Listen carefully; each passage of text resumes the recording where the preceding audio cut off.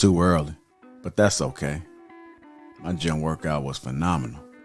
Before I went home, I decided to stop over at my mother's house. I haven't seen my mother in 2 months. I know she's going to be very surprised to see me. I can't wait. What the? I couldn't believe what I was seeing. The first thing I noticed was this person's skin. What is going on? Uncomplicated, untreated skin? Who is this guy? I had to take a step back, but then I realized it was my brother. But look at his skin. Have you guys ever seen anything like that? I had to take a closer look and figure out what was going on. Best believe I crept up on him. Peep this. I'm still looking at his skin, trying to figure out how did we get here. I could do nothing but shake my head. He could definitely use my help. I had to get to the bottom of this. He definitely needed some game about his skin. I'm just staring at it, like looking at it. Come on, bro. I knew what to do. I had to reach in my bag and get that Tej Hanley.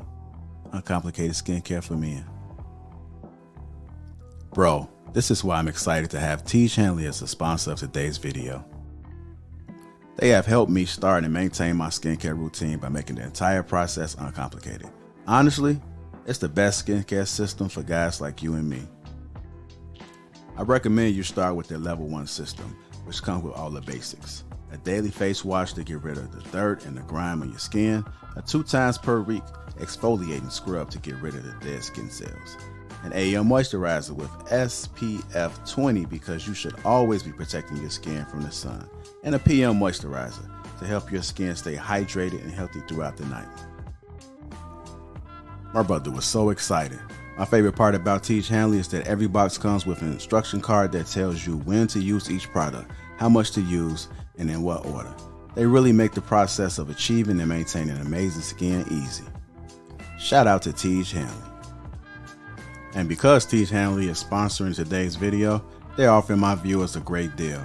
Just click the first link in the description, and not only will you get Tej Hanley for the best possible price, but they'll also give you a free gift with your first box. Click that link and get started today for just $30. Feel the Tej. Let the Tej force be with you.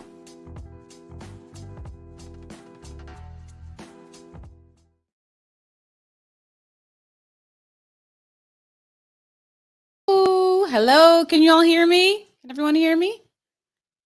Awesome. Welcome to Bridging the Gap. I am Kelly. I will be your host for the evening, and I would like to introduce the panel, and then I also like to give them a chance to introduce themselves. My name is Kelly, and then I have Trigger Mike, Amira, Sayeda, and Barnabas. He's new to the panel. He's a first timer. I'd like everyone to get to be able to introduce themselves. I'd like to also thank everyone for joining us this evening. Thank you so much. And Trigger Mike, you're more than welcome to take it away. Hello, everybody. I am Trigger Mike of the Trigger Mike Show on the Lapeef Network.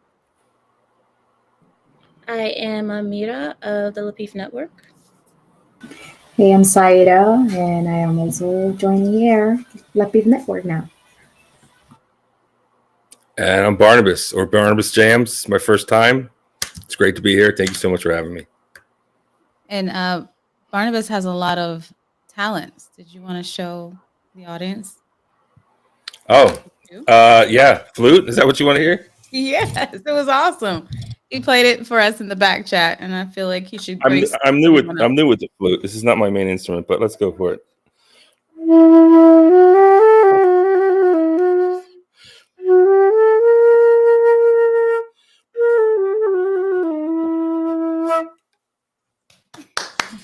I think I have an applause here somewhere. Thanks. Appreciate that.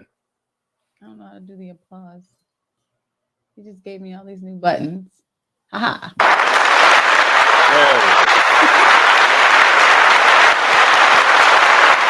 Great.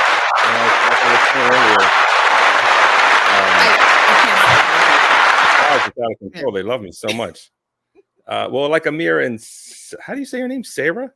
How do you say it? Saida. Saida. Yeah, you know, the piano is. You still said it wrong, bro. You still said it wrong. Saida. It's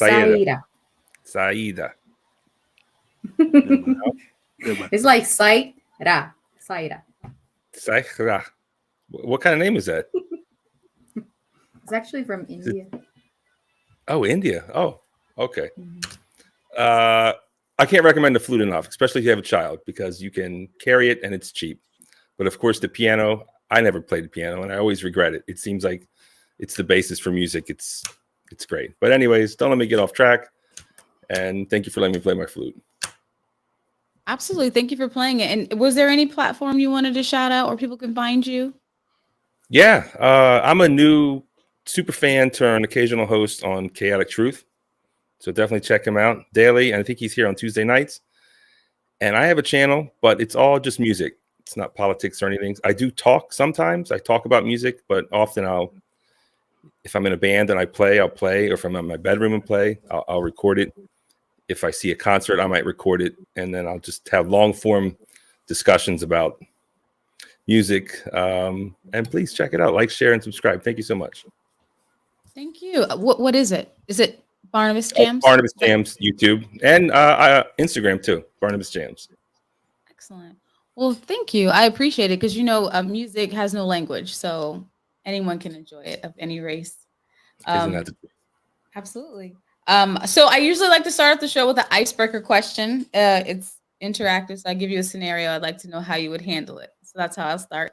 I will ask my question, and anybody can answer it. If anyone's uncomfortable answering, you don't have to. Okay. Here's the icebreaker. You are married with children. Your eldest has left for college, and during Christmas break, they call you and say, I have met the one, and they want to bring them home for Christmas break to meet the family. Okay. On Christmas Day, your son or daughter walks in with a person of another race or ethnic background, but you're okay with it.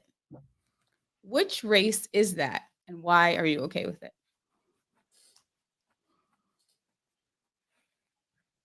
And feel free to answer in the chat. I'll take it away. Listen, I did that. Well, not in college. I wifed a black woman. Of course, unfortunately, now we're divorced, right? But How did your family handle that when you came home? they didn't care. It's great. No problems. You know, my dad, he's a flirt, so he likes women. He likes when I bring women over. And no one said anything. And that was in the 90s. That was a long time ago. I'm old. But it's fine. Sorry. So no drama there. Mila. Sorry. That's awesome. Anyone else care to answer the icebreaker? I can answer. Go right ahead. It doesn't matter about the race. It's you can't bring someone who's not Muslim for us. So the race, I mean, the only one that unfortunately we would be more skeptical about would be an American black person. That's the only thing that we would be kind of worried about. But other than that, we would be okay, I think. We don't prefer white Americans in our culture because of the culture that they tend to have. I would say Americans in general. If you're American, it's kind of hard to mix with our culture because our culture is very strict. And the reason I brought up Black American is because we don't know what kind of difficulties come with having the mixture of that race. We don't know what kind of issues would come with it. So we would be a little bit more cautious about that. But other than that, it's fine. Okay. Excellent. Thank you. Trigger Mike, you care to go? You said be okay with it. I honestly, that's a Can I really ask good. Can I ask Amira a quick question? I forgot. Yeah. So, is it just Black Americans? Like, would they be okay if it was like someone from Africa? Yeah, Nigerian, African, that's more easy to blend with our culture than an American. Does that make sense? Because Americans are a little bit more liberal, more free thinking, Unruly. unruly. Just There you say go. it. They Like unruly. it's the truth. I mean, Nigerian culture is very similar to Arab culture. So for us, it wouldn't be a shock for a Nigerian to blend with one of us because the culture is strict. So, like, would your family, like, you come home with a gentleman and he's Black? Would they be like, wait a minute, is he Black American or is he Nigerian? Like, Yeah, they would they want to have know. to like clarify. They would want to know. I mean, like I said, the only thing they'll be skeptical about would be the American because in our culture, Americans don't tend to last. You know, we've had other family members try to marry Americans, and they just they just try to leave because they're like, oh, this is too much. Like, I have to wear long dresses when I go there. Oh, I need to cover this. I need to, be quiet around my in-laws, and I have to be this and controlled all the time. Oh no. And they leave. It's too much for them. Makes sense. Thank you for that. Sorry to interrupt you, Trigger Mike. Go right ahead with your answer to the icebreaker. No, like I said, this is a very good question. I too struggle to think, as bad as things are in this country, what would I prefer my children to marry? And it is like American, heritage that you're like, geez, man, like, please, because remember, I'm not just like, let's say my daughter, for instance, I'm not just helping her vet her husband. This is my son-in-law. This man is representing my family on my behalf wherever they go. He's going to be the father of my grandchildren, like all of that. So it's way down the line. A lot more thought that needs to be put into it. So currently both of my kids have gone, but my daughter's in preschool now. They go to a Spanish immersion school. And when I tell you, these people show so much love to these children, they kiss them on the head. They make sure they acknowledge them. They say hi to all their peers and elders. So I've learned a lot. Their culture is so similar to mine that when you say like I'm okay with it, I would actually be overjoyed. And my son has two girlfriends, two little girlfriends that, like, when I check the little pictures of, they take pictures of them all day.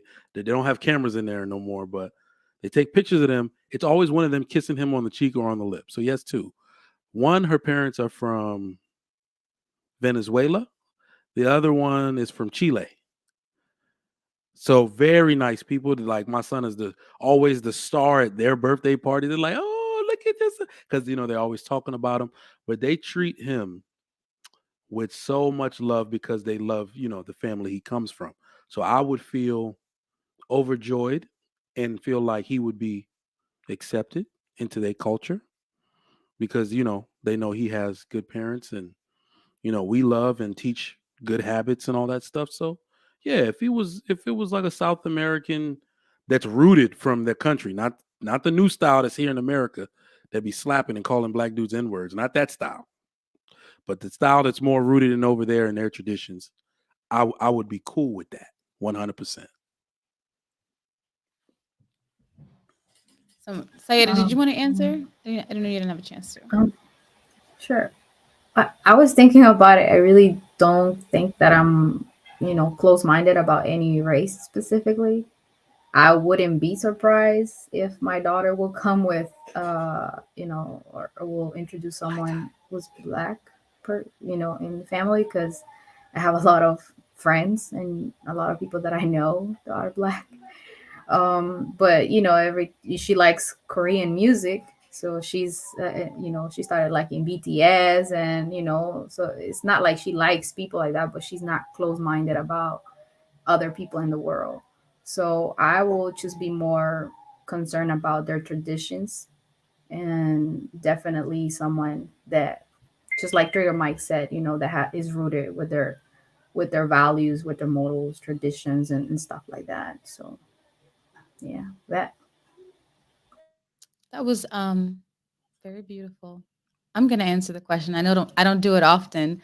I will say I came from a family. I'm one of 5 children, and my parents never had an issue with color. So I am actually the only person in my family that has dated inside of my race. Everyone else has dated outside of my race, and there was never an issue. My parents were always more concerned with their relationship with God. Are they a Christian? Do they believe in God? Because they feel like that's the most important.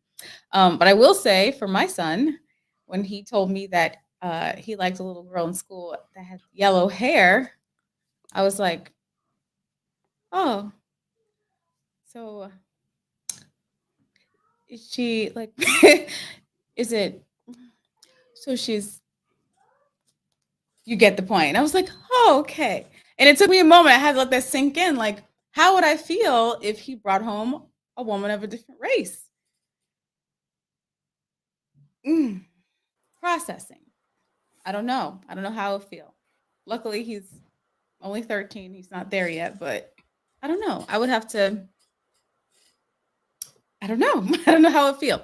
I just don't have an answer yet. We'll cross that bridge when we get to it. I got something to say if I could. Go right ahead. So, my ex-wife, right, and then her brother, he was seeing a white woman, right, and there's just two of them, and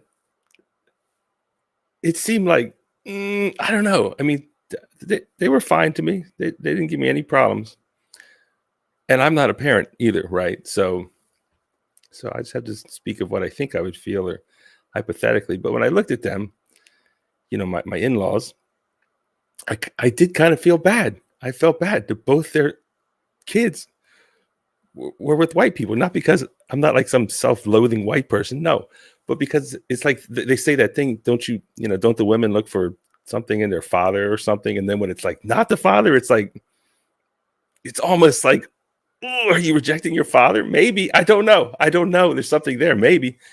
And then the same with the mother. My brother-in-law had a white I don't know. I don't see them anymore, of course, but it's like, yeah, I felt a little bad, a little guilty. I mean, it wasn't going to stop me. It's not my fault, but I know what you're saying. Again, you can't say too much because you get in trouble. I feel you, Kelly. I mean, like you're right on the brink of saying something, but it's like, I can't say it because it's bad to say. I mean, it sounds good to say like, yeah, I would welcome them with open arms. Anyone you love, I'll love. But no, I would definitely have to take a moment to think about it. But you're not going to reject it. You just grin and bear it. I would hope. I mean, I don't know you. It's not so bad. It's not so bad. I mean, I would hope that the person loved him, and would care for him and be there for him. That's most important. But I know no matter how mixed this world is, I know that is going to come with some difficulties in life facing it in general. So a lot of my friends are in interracial relationships, and they say that they'll get backlash. So did you experience that? Backlash? I mean, the people who disliked it the most, and I knew her in New York City. That's where I met her, right? The people who like said shit and were nasty about it, and this is like the late 90s, right? It was black women. They would like say the things and just like be vocal about it. It'd be like, ooh, they'd say like gross or ooh or something like that, and just be nasty with it. And hey. So black women will be mad at your wife for being with you? Yeah. But no one else. I mean, I didn't experience it from anyone else. Maybe they did behind my back. But nowadays, it's like, it's all the rage. It's like, if you're not doing it, you're just out of style. Back then, wasn't so much a style. Everybody's doing it. Everyone's doing it now. If you're not doing it, you're not cool. And now that everyone's doing it, it's like, shit, now how am I going to be different now? So I don't know. I guess I have to start dating white women or something to be different. But anyways. Hey, I mean, you fall in love with who you're attracted to, right? Ain't that the truth? I'm sorry, Sayeda. You wanted to say something? I saw you. Yeah, I really felt what you were saying to a certain point, but it was more like on a personal level, not for my kid. I'm gonna twist things a little bit. So I always felt intimidated dating a black man because I feel like black women are more jealous of them. Not jealous of women. No. Jealous of their men. Like their men. Like they don't want to see their men with other races. They don't want to see their men with other races. So that always intimidated me a little bit. And it felt like I really liked the person, but I didn't want it to be hated or judged or, put in a position that it was going to be uncomfortable for me. So I feel like it probably happens more to women, and that's why you felt that way when you thought about, your son coming with someone else from another race, because you are so protective. Like, I feel like women are more protective of like trying to conserve or preserve the race. So that's like something that I wanted to share. Well, that's interesting. I know I've always felt that I wanted to be with a strong black man because my father was a strong black man. So I got that experience and I'm like, this is what a man looks like. This is what a man should be. Do I find other races attractive? Absolutely. But it's like, I saw my mother and father who were both Black, and they had a successful family, and it's like that's what I wanted because that's what I saw growing up. So I didn't grow up around like the Pookies or Rays that people mention. I saw a strong Black dominant father who took care of business and his family. So that's what I was drawn to. But I'm not saying you can't love everybody. But anyway, did everyone have a chance to answer the question? Okay. So my first question is, when I say the most desirable race, what comes to mind? First impression, first thoughts off the top of the dome. I think, that's a very good question. I think it's who people think they want. I'm just going to put it that way. The race of people think they want. And the reason I say that is because it may not actually be how things play out for them in real life. But whoever you secretly dream about, if you were to close your eyes and make up your perfect family in your head, who are most people thinking about, right? If they were to make their family up, man, woman, children, etc., or whatever mix of people you like. I would say the most desirable race for men would be different. For women, it would be different. For men, I believe it will be the tall, very tall, olive-skinned, dark-haired man. For most people around the world, that's that whole saying, tall, dark, and handsome. Tall, dark, and handsome does not mean Black. It means tall, dark features, like dark eyes, dark hair, and olive tan skin. That's the most preferred, really chiseled jawline. That's the most preferred in males. In women, I would say pale skinned, dark haired would be the most preferred.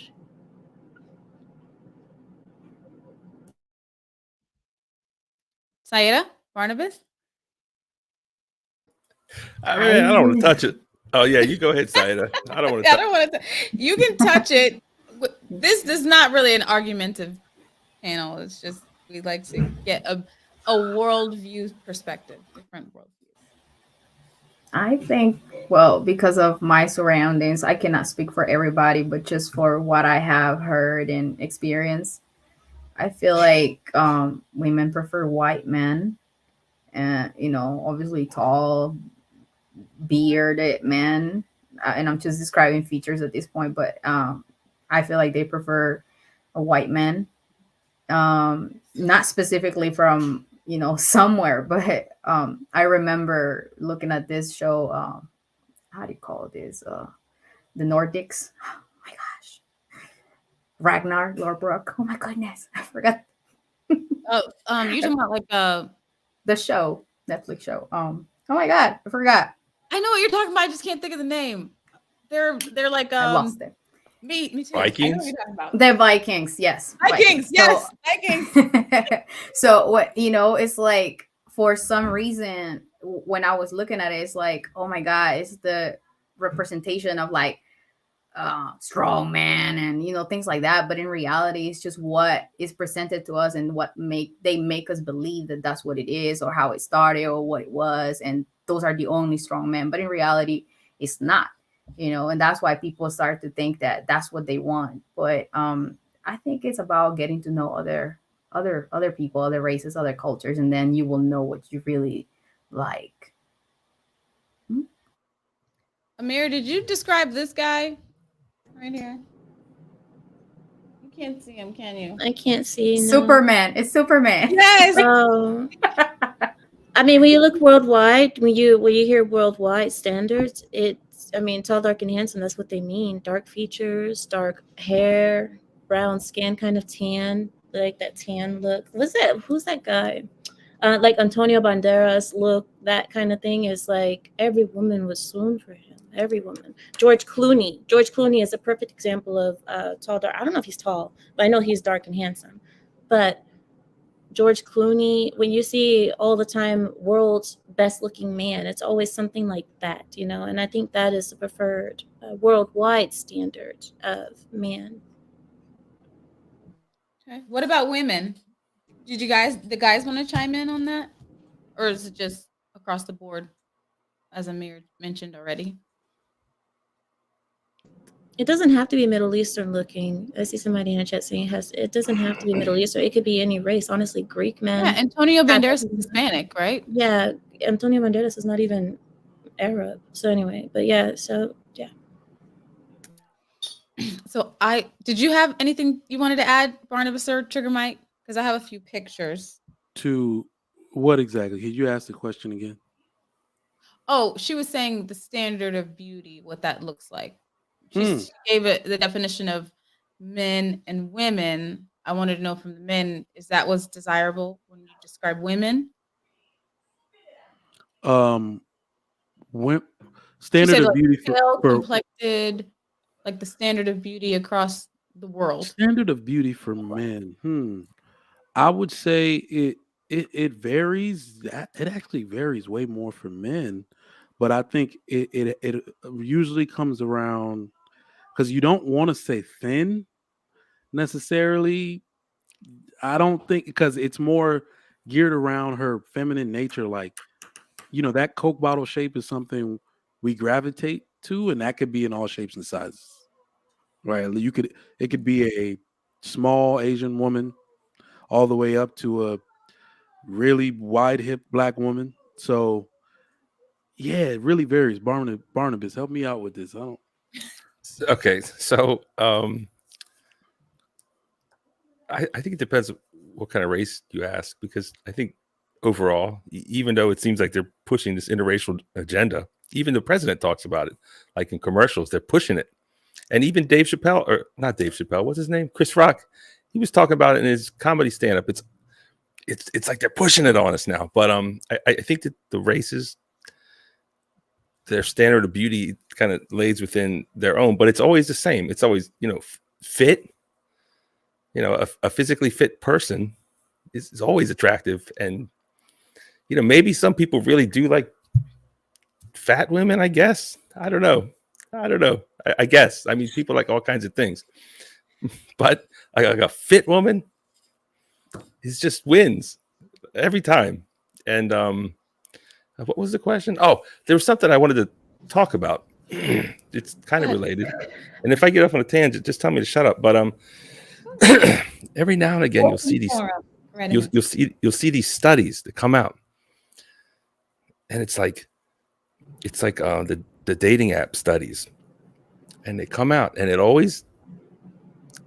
they come up with, and they try to hide the results, but they do come out, and they'll say, now let me finish this before everyone gets mad at me, but they say that the black women are ranked the lowest. But the thing that they don't take into account is that's the women that are on the dating apps, because, and not to, talk bad on people on dating apps. I've been on myself, hey, I'm doing the best I can.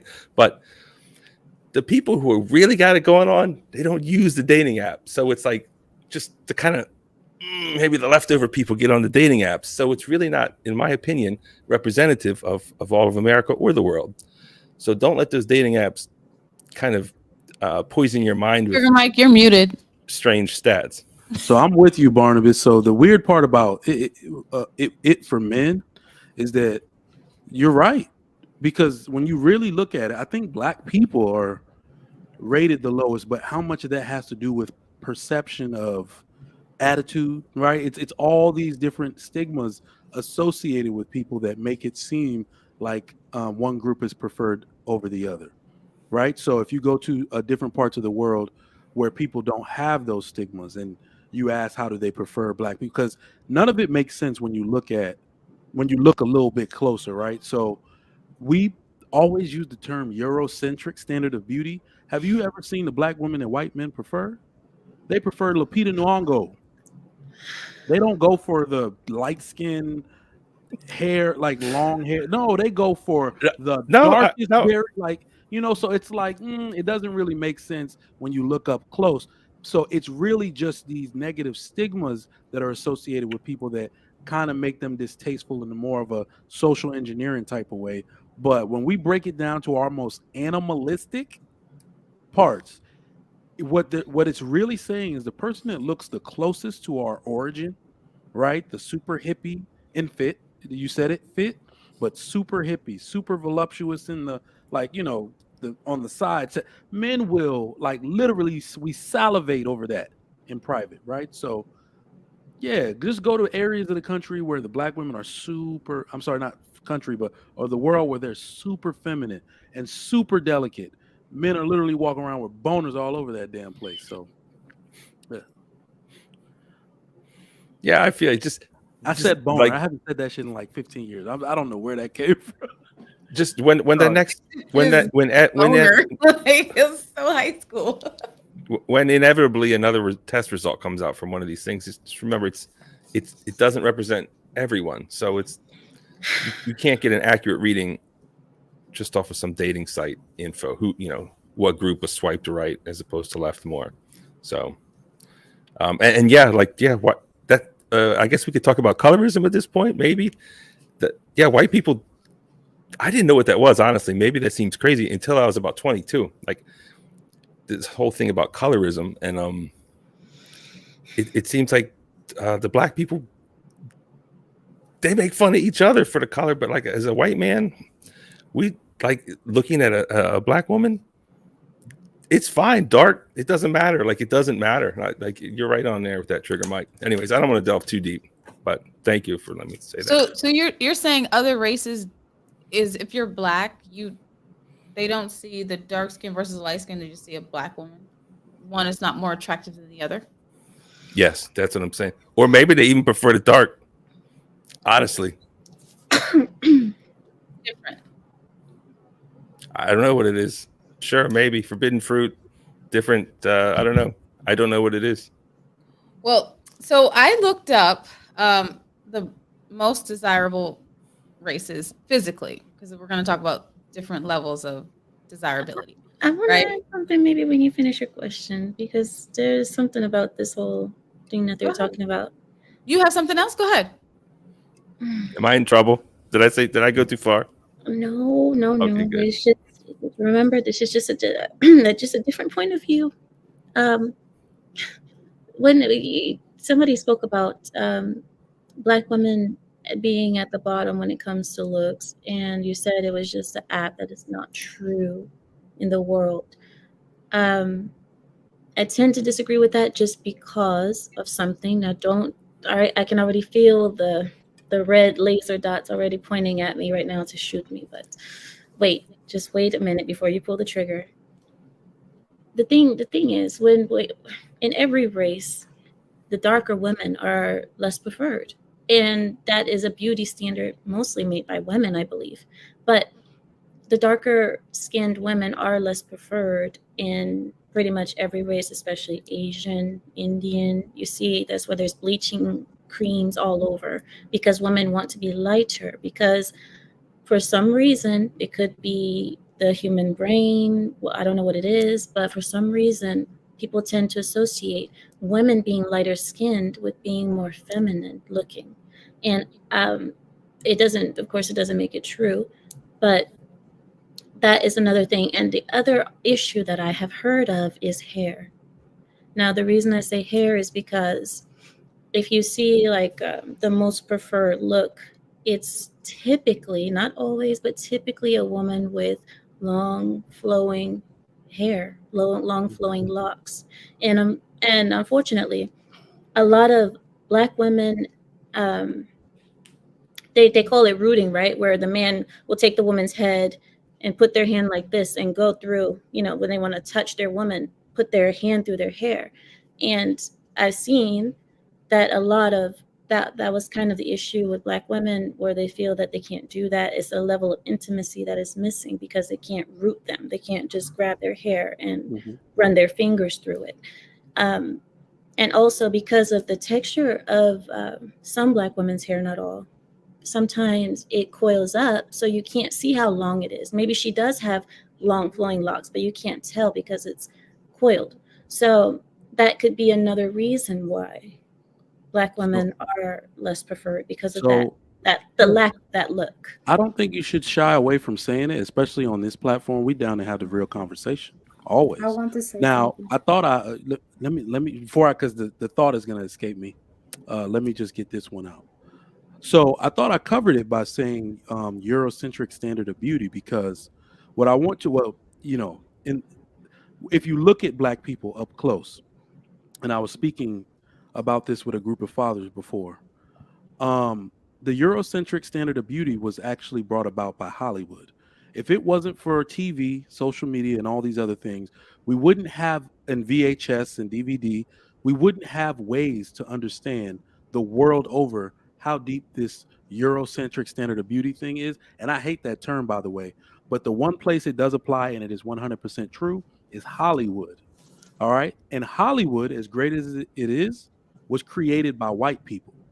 So whenever they wanted to sell something or sell an image, they use the image closest to white for every ethnic group. Even in Mexico, they want white Mexicans, right? They don't want the dark ones, right? So if they're shooting a movie, they made Egyptians white. They whitewash everything in Hollywood. So let's say for black women, they made it so the, what do we call it, mulatto, the ones that are mixed, maybe have straight hair, they want that to be the representation of black. But that's why I said Hollywood gave that image out there, which of course makes people envious and want to look like that. And I believe that's where you get the skin bleaching from and all of that. People are trying to look like the stars that are portrayed as the beautiful versions of their ethnic group. Now, that's Hollywood. Go down to the ground floor. Get down here on the street. I promise you, I will bet 1 month of Lapeef's salary on it. Okay? There are more dark-skinned black women that are married than light-skinned black women. I promise you, on God. When you just look for yourself, that Eurocentric standard of beauty doesn't make it down to street level. It doesn't.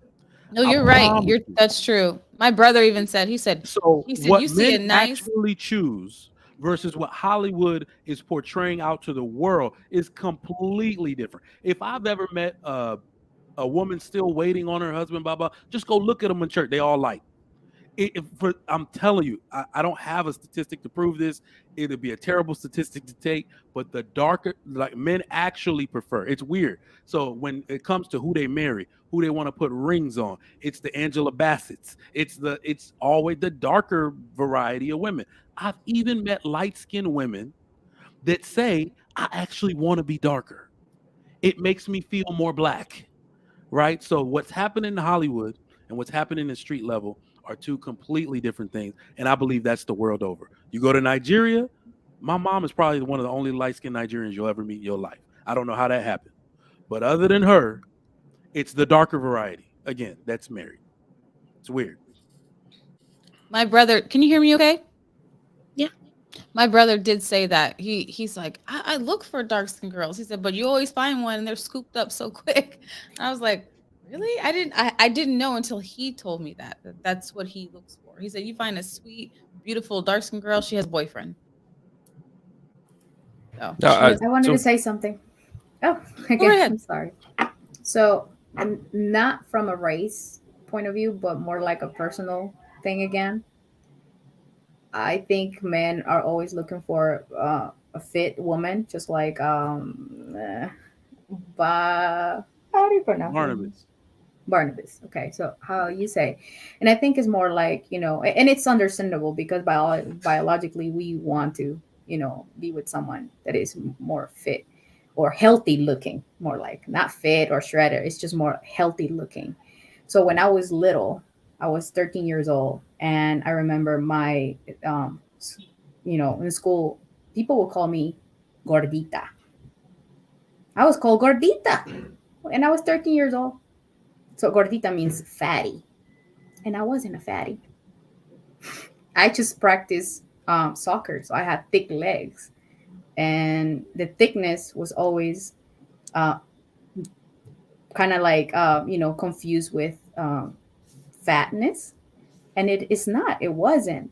So I went all the way to high school with that nickname of fatty. It didn't cost me anything. I didn't care at the moment, but in reality, when I was growing up, I was thinking that I was fat, and I was 150. Saida, what is there is no word in Spanish for thick. Like, ¿cuál es la palabra para thick en español? Gruesa. Gruesa. Gruesa. Oh, gruesa. Uh-huh.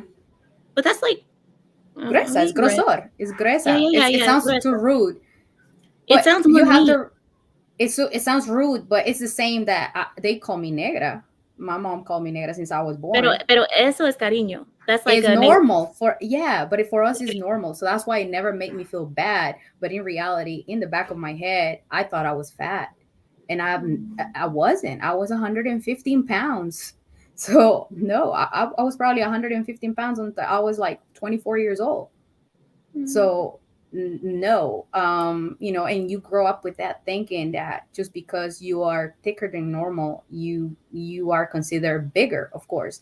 And I think that's also what happened with Black women, that just because they thick, some other cultures does not look as being fit or healthy.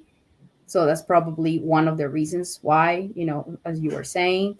But in reality, it's more like what you like. If you ask Koreans or Asian people, anywhere, other people in the world, Russians, they might be thinking that someone similar to them because they have only been exposed to people like them. But if they look around and just explore the world, like if we all had the opportunity to do that, I think we will all be mixed. We will be like making a whole mixing. One day. And it's gonna get to that point. Just real quick, Saida. Did Black guys, when they come to your country, do they holler?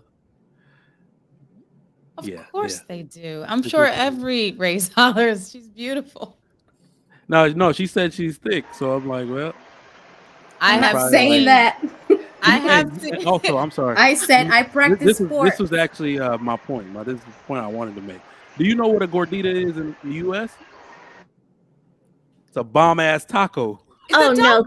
No! Don't let Eric. Oh, here we go! Right, here we go. You see the biasness? Oh no! You see the biasness here? You're more than welcome. I just asked that this panel be respectful. You don't know what you're on my show, bro. Well, first off, I think that you're underpaid. I love how you're carrying the Lapeef Network. I think you're probably one of the hardest working people on YouTube. In fact, I think that your face should be the new emblem of Lapeef. Nah, we got an emblem. You only have like 2 more hours before you go live again after this. Exactly. All right, that was funny. For real. Did you have anything you wanted to add to the conversation, Eric or Trey? Welcome, by the way. You want to rock, paper, scissors this, Trey, to see who goes first? It's all yours, buddy. Go ahead. The most desirable race of women to me, this is my opinion, is lighter skinned Black women. That's my opinion. I think Why? Because I like my women like I like my coffee, sweet, creamy, and not fully black. So I think that's my opinion. I think that we have. That's how you look? Are you telling me it's wrong for people to be attracted to people that look like them? No. I was asking, is that because that's how you look, that you are more attracted to that, or is that like it has nothing to do with Maybe it was a combination of things. Maybe it was a combination of environment. Maybe it was a combination of I don't know. Why do people like what they like? Why does the cage bird sing? So Eric, let me say this to you, bro, because it's different. Well, I ain't gonna say it's different for everybody, but it's a little different for Black people because dating Black is a spectrum. Like we got so many damn colors, flavors to choose from. So, I don't think it should be bad on anybody to be a little picky to have a favorite flavor. I'm just saying. Yeah, I want. Yeah, but see, also my likes also can span beyond America as well, right?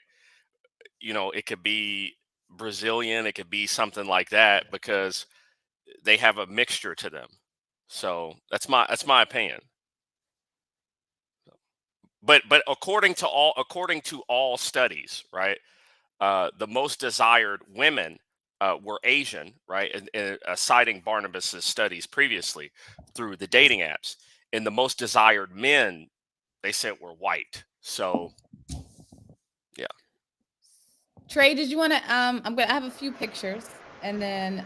Wait, what did I say though, Kelly? What did I say? I said for women, pale skin and dark hair, pale skin or black or dark hair, and that's Asian. Did you have anything you wanted to add, Yeah, can you hear me? I'm just kind of loud in here, but can you hear me? Yes, sir. For me, it's doesn't really matter her race per se, the color of her skin, and I'll just take brown to dark brown is good for me. Those are the women I find the most attractive. If you were to go back through my history of the women that I've dated, they typically have the same color skin that I have and or darker than me. Those are the ones I find the most attractive and most desirable. And typically, when it comes to hair, it would be like the hair. How do you say her name? Saida. It would be like how her hair is, something along those lines. But I've also dated, black women who had a dark Caesar. So, I mean, it is what it is. Like a low haircut? Like a low Did haircut. you Eric, catch her don't stealing? start. Did you catch her stealing your do rags out of the bathtub or what? I'm bald, champ. Ain't no do rags over here. Okay, you weren't always that way though. So I did everyone get to chime in? Because I did have a few photographs I wanted to bring up. I just wanted to say something as well. Go ahead.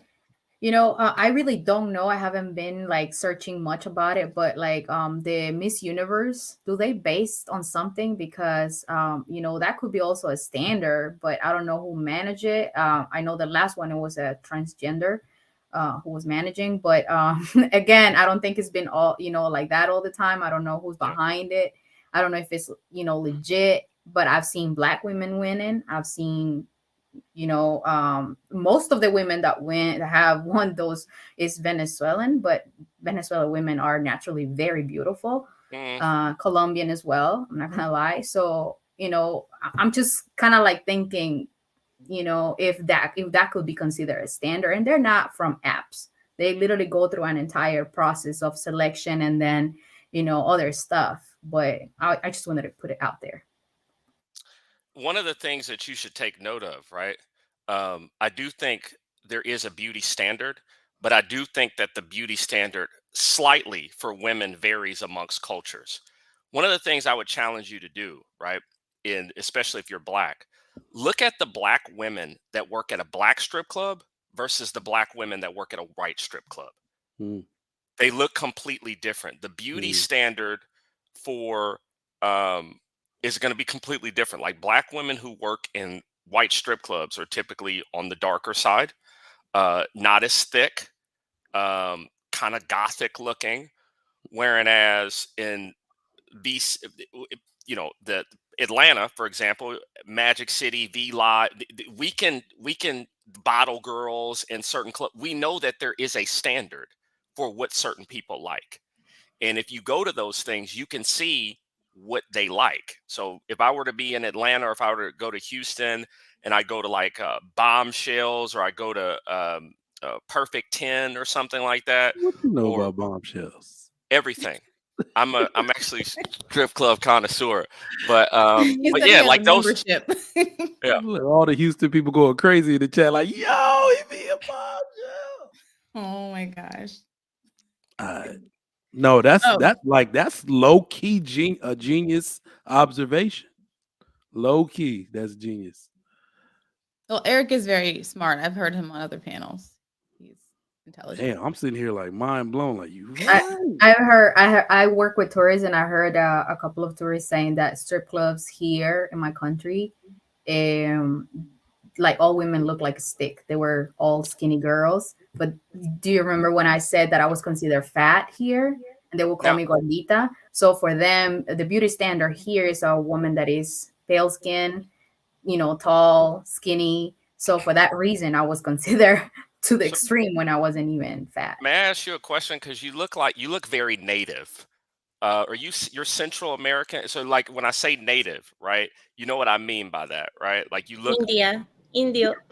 Yeah, you're not like criolla. Yeah, it's not to be offensive, but you look native. I am proud of my roots. I am very criolla.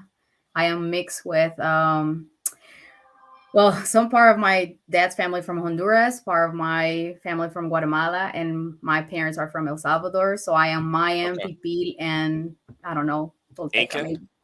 Inca, maybe. Yeah. I don't know. No alpacas around your house. No. Okay. All right. So I'm going to bring up a few photographs because I did look up the most desirable race, and I pulled up the top 3. So I believe they were Danish. Man, who the hell? Well, first off, They are. hold Who on. the hell? And then it was what was it, Turk? No, it was Ukraine, Danish, and then Did African people vote? and then Filipino. They were considered the most desirable race. So this is from a physical standpoint. Filipino. But hold on a second. Yeah, So those were the looks like 3 he's in top most BTS. desired but races. one of the reasons the Danish are actually considered that is because on average they're Aren't the men taller tall? than every. They're Yeah, I tall. was Yeah, like, they're aren't the taller men than everybody super else. They're tall? taller. Okay, Yeah, okay. they're taller than everybody else. They have the most tall dudes per. It's like. I have to split. I just got here. I just got out of a meeting. Great topic, by the way, Kelly. Thank you, Chaotic. Team dark skin. I'll holla at you guys. Let me get up out of here. Yeah, you're the poster child. Say that. Team dark skin. Yeah, You turn off white, the yeah, high turn off the yellow. screen. You high yellow Stay- white. Stay on your side of the fence. Why do all the guys that look like you want to date? I have girls? no. I can't Okay, explain that. I know that I'm right. proud to be a dark Negro. I'll talk to you guys. Why don't Kelly you salute. recruit all your brothers to be the same? I can't help it. What's up, Trigger Mike? Hey, team dark What's up, skin, what's Trigger up? Mike. Yeah. all day. Let these high yellow white folk have it tonight. Have a good one, guys. Peace. You've been trying that for a very long time. All right, Eric, have a good one. All right. All Well, right. this is something funny that he just mentioned, because again, another thing that happened to me is that I am considered Black in my culture. Even though for Black people I am not Black, I am treated and I get, the same pretty much, as a Black person. I'm not saying it's the same, because, some people feel like, no, you don't get the same. Oh yes, I've been, discriminated and, said stuff like mean things. So probably for Black people, I'm not Black, but when Black people come here, it doesn't matter if it's light skin or dark. To me, they're Black. So there's no difference. So if I know exactly what she's talking about. I know exactly what she's talking. I used So to live you in Honduras and automatically Colombia. equate being Black with being discriminated against? What was that?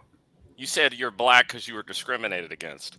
Oh my god. No. Like I had some treatment like that. There's things that I can relate. I'm not saying it's the same. You see, I have to put the disclaimer out there because this is people interesting, feel though. offended. But not all Black. My ancestors were going through the same thing because Spain came here and they were kicked out. Conquistadors. And they were used as a slave. So it's the same thing. But people don't like.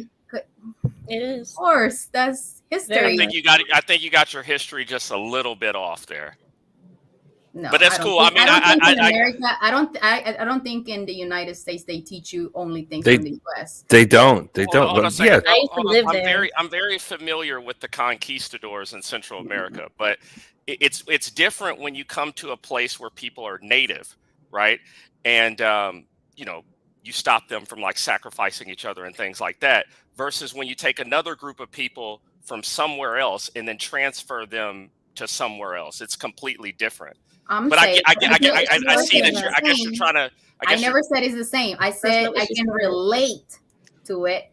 I can relate. I'm not saying it's the same, but there's certain things that I could say, you know what, that happens to me. It sounds very similar to what I went through. Yeah. Like I've been denied access to a club because I am dark skinned.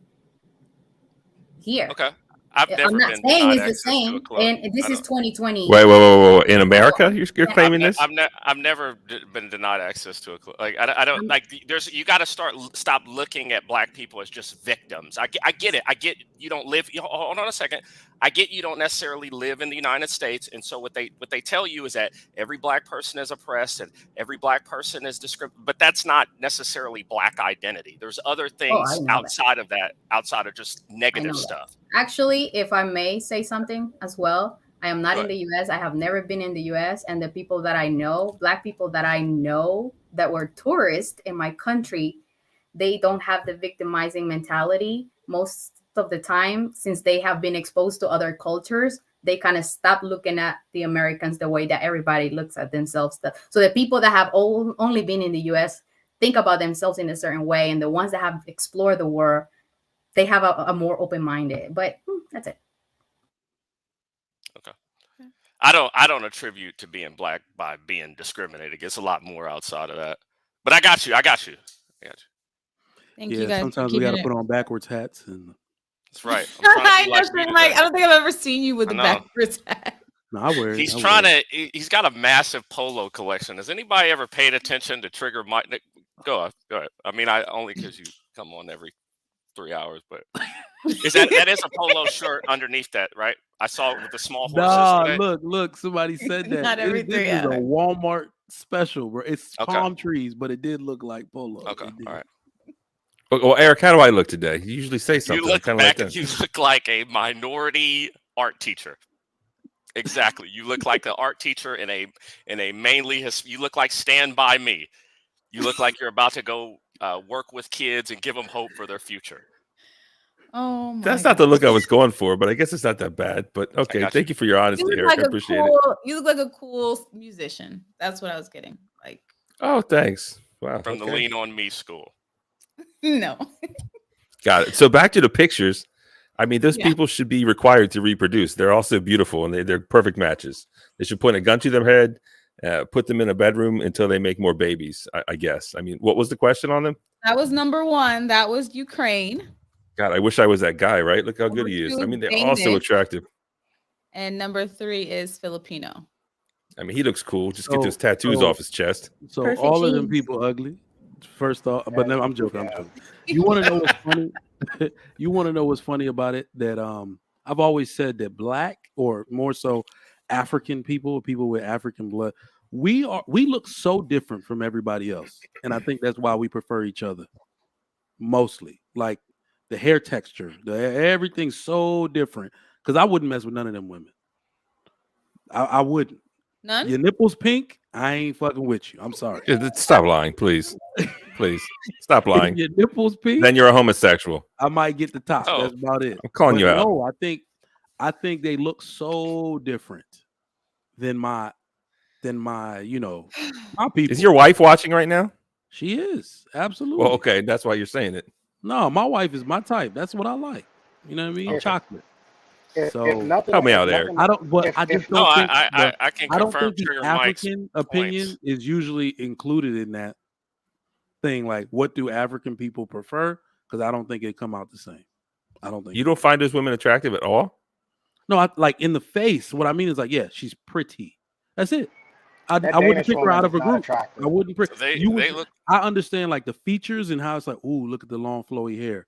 Ooh, look at her eye. Look at the color of her eye. She just has nice features. But I'm not getting a boner for none of them women. I'm sorry. I said boner again. Can you, Goddamn. can you put, Yeah, your Can wife, Your yeah. favorite word tonight. can you put the Danish woman back up? The Danish? Yes, please. You know what? Depends on what that ass looking like. But considering, I know. all We things- all know that's the overriding factor. Like That it was literally is. Danish. No, look at her neck. She ain't got no ass. Yeah, no, thank you. I just wanted to confirm what I was already thinking. No, I mean, listen, if nothing else has come through in the club that night, sure, absolutely, Ain't- why not? But Ain't no Nah, woman with a she neck would- she that would- skinny. she wouldn't be my first round pick. What about Ukraine? I've actually dated a Ukrainian woman before. Nah, she better, but she's a little I dark. would She ask look- her. Yeah, I would say, Yeah. B better have my money. You from Ukraine? You welfare case? Oh, So, no. I mean, black. honestly, the no homo, but that guy is like so good looking, right? He could sell We some knew it. We knew some it. perfume. We Yeah, knew it. look at me like you want, but you I know don't he's think good no looking. homo covers know. that one up. I don't think. Usually, no homo. Nope. I don't think it covers it, Bart. If it's that I didn't even homo- notice the guys in the picture. If I had to be I didn't even reincarnated notice as they one of were those men, it would be Okay, that guy. I mean, okay. he, We can look at the he guy. looks like he's selling. He looks like he's selling cool water, Dusseldorf, or whatever that stuff is.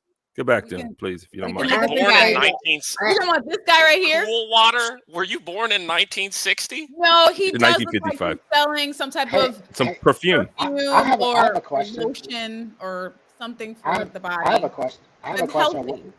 Why are the men's shirts off but the women's aren't? Where's the equality? Yeah, It right. seems He has a like shirt on. Yeah. Okay, It but go seems to like the a other. bunch But of go to the other hating. two pictures though. Go to the other two pictures. They don't have their Nah, shirts nipples are on. pink. I can't do it. It They seems like a don't. bunch of hating. It seems just like a bunch of brown people hating on whites because I wonder, would you guys get the same response if it were a group of white people looking at a bunch of black models and saying, and that's what they do. Hold on a second. Hold on. Let me say something. Right. And what she's saying is what they're doing now, right? One of the things you can notice is now look at the models that we have today, right? You see these models and they look like Issa Rae. They look like Lupita. Those women under black dominated media like Double XL, Source Magazine, BET, those women would have never made it. But we have these women now who, like I said, aren't attractive at all. And they're putting the black women at the front who most black men don't find to be attractive. Like, so for example, what a Lupita. Like Zendaya? Not Zendaya's gorgeous. I was going to say Zendaya's more white. Zendaya's more, Eurocentric. But let's be real. Zendaya would have never made it on a King magazine, a Source magazine, a BET. Like when you get rid of like black male dominated media, and now you have this diversity media where we're gonna all for one. They start putting these. There are black women out there that aren't attractive either, right? It's just the standard I think that Mike is looking at. Like I'm pretty sure if I put some of those women from what's that, the Woman King or the Wakanda Woman, who wants those women? Those women look hideous. And it's like those are the type of women. And then what's funny is you look on Victoria's Secret now, and those are the type of women walking the runway. And it's like, no. Dude, the Woman King is 60. Leave her out of it. I mean, honestly. No. Hold on a second. She's a great she's a great actress, by the way. I'm talking about, like, you've seen Black Panther, right? Those women behind them are hideous. Those are some ugly women. I'm sorry. Is that because, wait, I have a theory that maybe the white people prefer them because they're the most pure African looking. So once again, what did I tell you? What is the difference in a white strip club with the black women and a white strip club and the black women in a black strip club? There is cultural differences between what men like in terms of their beauty standard. There is. Like I'm telling you, if you go to, let me give you another example. If I go to V Live and then I turn around and go to Treasures, it's another Houston reference for you. Completely different. The women are going to be completely different looking. Like, or I go to the men's club or something like that. I go to the men's club in Houston, and then I go. You stay in the Galleria, huh? You stay in that area. No, I've just been to. I'm like I said. I think women are God's art. And so I just go to places to look at God's art. And some of these women look like modern art. Some of these women built like a Picasso painted, really nasty looking, but it's still a work of God. Ooh. My man is a club connoisseur. It sounds that way. All right. So I'm going to transition here unless anyone else had anything to add on this particular topic. So it seems like the preferred black woman for the black community is the one that's a little bit more mixed, kind of more exotic looking because she's not as pure. And for the white men, it seems like they prefer the more pure African, closest thing that you can get to Wakanda looking woman. Barnabas, why don't you answer that? I can't speak for other places, but where I live here in the DMV area, I see white men with mixed women all the time. It's nothing new. It's not surprising at all to see a No, white we're just man talking about in general. Woman. In general. Yeah, but I'm saying where I'm at in the DMV, where there's a strong African culture, I don't see white men with African women as much as I see them with mixed women. So if I go to Stadium or Fuegos, are you going to tell me it's the same as Archibald's?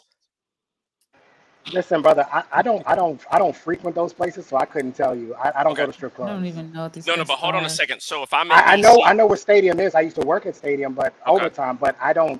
That's not my thing. But I'm just saying, those men there prefer a certain woman, right? They prefer a woman to look a certain way. And in fact, there was even a documentary that came out about Stadium where there were some skinnier women that were like, I can't work here. The men, they want women with bigger ass, and they couldn't do it. I couldn't tell you. I do know that there were white men that were coming out of Stadium just as much as there were black men coming out of Stadium. That's cap. I have two questions. I was in Stadium. That's not true. I worked there almost every night for almost 2 years. What years were Excuse they? me. Excuse me, gentlemen. Excuse me. I have a question. I have a question. Are black men okay with seeing their women with white men? Men don't. Well, I'm sorry. We They don't don't care. know. Like I we want to don't know. care, man. They're gonna make good-looking mixed women. Okay. So, so Barnabas, the question to you: your wife was black. Did you have a preference on color tone, hair texture? No, I mean I don't have a preference at all. Honestly, just whatever. Barnabas, I'm gonna be respectful. I'm gonna hold all my jokes for later. Okay, I mean I don't know what. Okay, you are funny though, Eric. You're good, man. You should be stand up. Honestly, I don't know what I you're know, up but I to. Does definitely your want to wife keep it know that you respectful. dress like that? No, no. I'm I not want to married keep it now. respectful. Maybe that's why I want got everyone divorced. to be comfortable to share their opinions. So He is going to be a stand-up comedian, actually. He said he Who? was. Yeah, he's Eric? good. Yeah, I'm Eric, actually trying to open mic next week. Hopefully, I get booed and heckled, so it'll you make do it well. easier. I could see that. You would make You fun of could the fight. audience, wouldn't you? Yeah, you'd be good at the warm-up guy, just busting on the front row. I Yo, never you want gonna to be sit front row with you. you. Your previous relationship is gonna be my first set. Go Oh for my! it. The man who got left by black women because of how he dressed. That sounds about right. No, she made fun of me all the time. But Oh, Kelly did you really? Oh, did really what? she made fun of the way you dress? Look at this. Look at what he Yeah. looks like. I'm Damn. sorry. I thought I No. looked Looks like good. he lives in Pee Wee You Herman's do. Playhouse. This You is look me nice. trying. No, you look nice. Don't lie, Kelly. Tell the truth. No, you look nice. As far as my standard of dress, you look nice. I prefer a guy with a nice fedora over a backwards cap. So It's classical. pass. Pass on the See, I'm a back. Renaissance man, Eric. Don't be Yeah, jealous. all right. Yeah, you You old look as a Mine was Hold up. Renaissance decent. standard. You look decent. Decent. That's a nice way of saying ugly, but thanks. Like, No, no. it's like You That's don't not look me. like trouble. That's what I'm saying. Okay, so we have a problem with words and what it means in Spanish. Decente in Spanish means that you're okay looking. You don't look like trouble. So, Háblame, gordita. no me Dígame. digas gordita. ¿Cómo me ves? I'm just kidding. Decente. You look decente. You Soy el look guapo. nice. El Juepucha. gringo guapo. Yes. Kelly, Guapo. why Muy did guapo. you? What are these? This is Lapeef, right? Last time I checked, it's mostly black people. You bring up a bunch of everybody but black. What's going on that? No, Because so this show is specifically this for- show You don't is like me. bridging the gap. It is meant to be a diverse panel. So, like, even Trigger No, Mike I'm over talking here, about he's the pictures. Nigerian. The pictures of the attractive people. You got Filipinos. Oh, that's That Well, was I'm great. going somewhere. You guys Pictures. went off on a tangent with just the pictures. I wanted to talk about desirability in all aspects. So I wanted to transition now. I know we talked It just about seems looks a lot. odd. I just want to state for the record, it seems odd that you're going to show Why? like the Asians, You got a the pencil whites, too? the super whites, Is the that a pencil? Latinas, and then leave Eric. out the blacks as far as an example of good-looking couple. It No, just seems odd. no. I looked it Seems up. odd. Man has a I pencil. looked it up. That was the top Eric, three. let Top him three what? pencil. Top three most desirable races physically. I looked it up. 2023 and he's got a pencil. Oh, the races. According to who? What book? What I will research send was this? you. I will send you the Oh, link. I'm sorry. Look it up. It's semantics, I guess. I'm No, sorry. No. South Africa was 6th. That was the first time Black people came onto the poll. They were So- probably the ones that were apartheid or the coloreds. So I do. So I was like, I just wonder where this poll came from because I could. Here, I'll You send can the you can link. get a poll to say anything you wanted to say. You just. Did you get the link, Trigger Mike? So but we can I don't make a need to. poll. The I'll link. send it to you. No problem. I can put it in the back chat. But Yeah, I did fine. want I to don't wanna slow down. transition to my next question. So I know we talked about the physical aspect, but when you think about the wealthiest, most respected, and safest race, what comes to mind? White people. What Asians. is that a Well, funny? you said wealthiest and what? Most respected and safest. Those Asians, are- white 100%. Ooh. Most Asians. respected White people. Asian, yeah. No, Those I'd white say people. blacks. He I trolling. would. In terms of if you said safest, you Yeah, he think said- white people are safe people? No. In the This Well, is- you know what? You think know white what? people? Hold on a second. You think white people across the world are respected? White people aren't even liked in America. No, I would. I think a culmination of everything she said. I'm going with white. Y'all said Asians, So Well, Japanese people, how many? I would say sure in Japan, but what are the biggest groups of Asians? Indians and Chinese are they not the largest group of Asians? Mm-hmm. I definitely don't Now think white let's they're look at the respectable. governments within those countries. What's safe about that? What? Are we talking about in America? No, Oh, she in said just the America or race. just No, No, she I'm said people? just talking worldwide. worldwide. I'm talking I worldwide. would say Yeah, I would say most protected. I'd say it's black people. I say right now it's I think that America is trying to protect black people as much as possible with everything that they're doing right now through diversity and bringing people in movies and how everything that we're now centering around has to be Black Lives Matter. I mean, no other group of people would donate that much money to a supposed cause. So I'd say that it has to be black people. yeah. I would say simply white people because of capitalism and democracy. Most European countries, white countries, have capitalism and democracy, and other ones do not. Well, based on the safest country in the world is Iceland. Who the hell is from Iceland? Like, how many Icelandic people But we were does saying anybody know? race. We were saying race. I didn't know we were saying Yeah, those are country. I white thought we were people. saying They're Yeah, white. those are white people. I'm talking worldwide. I And say no, it's no, And no. wealthiest, most respected, and safest. Like what comes So to mind? okay, so you have to Right. do it this way. Most people are most rich people or wealthy people in the world are what race? Never mind. We can't say that on Lapeef Network. Yes, you can. No, you can't. You know what I'm talking about. Oh, he's talking about the Oh, okay. Yeah, Yes, I know yeah. what you're saying. So there you go. Because that would be it if we really want to talk about it. But I don't want the stream to get taken down. Just say small hats. Okay. So if you want to talk about what's the most respected, what's the most all of Oh that, shit, what's the you're right. wealthiest, The small think hats. about it. Like that, we didn't even Yep. bring that up. So, Yep. like I said, it's definitely not white people. I don't think that's the So the case. small hats aren't white? There's a difference. Well, they're Oh, trying to I'm be. including all There's white. a like once again, you got to start researching. There's a difference. That's Yeah. that's if anybody was able to show you that you should through last year, you should know that there's a difference. Yeah, I was gonna say you're right. I'm just lumping them all in together. I got you. But you're right. That- Yeah, absolutely. Doesn't America consider Middle Eastern white as well? I heard that They're considered recently. Asian. No, but No, they not like I America. heard No, that as a I- group they identify as white. As white, right? That was Because crazy. we're from the Caucasus Mountains. Because the Caucasus Oh Mountains is God, in the here we Middle go. This East. caucus. so- All right, my Uber Eats is here. Can I go off camera? Go Caucasians. pick my Uber Eats Go, up? please, Eric. Please, Hey, Eric. I'll pull you down and then put you back up.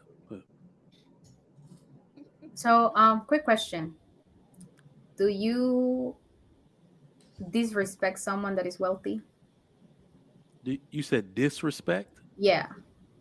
Or is there Intentionally? someone that is there someone that is wealthy that you don't respect? Hell no. So wealthy respect comes with being wealthy. Absolutely. So automatically right there we're killing one of the birds. If you're wealthy, then you're respected. And then what are the most people most wealthy people? What race are they from or ethnicity or whatever? White. Either white or There you go, your Asian. answer. Thank But you. I think it's white. Yeah. You I answer. mean, Thank that's you. your answer. That's your answer. If Well, I said it. respect People comes thought with I was about to get. wealthiness, Go ahead. if respect comes with wealthiness, and who are the most wealthy people in the world? That's it. So that's what people thought I was about to push propaganda. People got to understand. First of all, start thinking objectively outside of your own experience here in America. Yes. Start thinking objectively, and you'll realize nobody knows or experiences white people the way people do in America. So therefore, it's all glory. Look at the movies they put out. Look at all this stuff. They throw stones, hide their hands, that type shit. In movies, they don't ever tell the war stories. They are responsible for changing history and only telling the good parts of it. So the people who aren't even here to debate it just think it's true because someone allowed it to come out, propagandize it, and put $1 million behind it. All over the world, white people are revered because that's the way they want it. They told the story the way they want it. So I can't even hate on that, right? Because it just led to their admiration the world over, whether there is a false sense of admiration or a real sense for simply capitalism and democracy. That's why I love Africans so much, because they don't even see white people when they come here. They're not trying to compete with white people. They're here to take advantage of capitalism and democracy that white people created. So, maybe that's a reason why African people are doing better than white people, because we don't, in this country, because we don't see white people at all in our ascension to the top. So that's why this is the best. Well, that they are the most wealthiest, most revered, or what did you say, safest, is because, yes, back then you could say all of the terrible things they did, but can we go to what other countries are represented in Asia? Do y'all want to go to North Korea and talk this bullshit? I'm waiting. Like, yeah, y'all don't want to go any of these other places that don't have capitalism or a democracy, a democratic government. Go ahead and do. In fact, Americans, I dare y'all outspoken liberal asses to go to China and do this shit that we do. They'll firebomb your ass. But anyway, my mic is muted. Now, for me, it's white people, and the reason why I say it's white people is I remember being in the military, and we went to several different countries, like several, and I can always remember that people would come up and immediately start talking to the white people as if they were in charge, like, wanting to talk to them as if they were in charge. And I remember standing there and looking next to my captain and going, do they not realize that we're in charge? Like, because they don't understand the rank structure, but they just naturally assumed that the white men that were with us, they were in charge, and the white men would have to say, no, you need to go ask them, because they're in charge. You need to go talk to them. And so when I think about power, respect, wealth, for me, it's white people.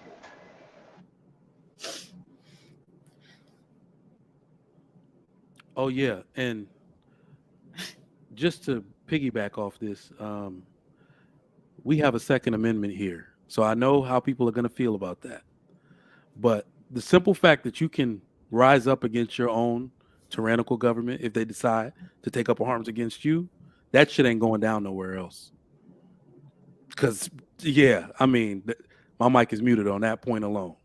Well, that's why they're trying to take away, slowly but surely, They ain't going the to take powers shit. of the Second Amira, Amendment. they're not going to take shit. They have already started. People aren't paying attention. What do you mean? In New York, handguns have been banned. Oh, come on. I mean, it's New York is a communist state. Of course they did it in New York. But there's more, Trigger Mike, there's more communist states being made around this country, and people aren't paying attention. But that's a whole different conversation that we're not having. You're right. New York and California are going to be the most notable ones. Now, let me ask you, everything that they're doing in New York, do you think they could accomplish in Texas?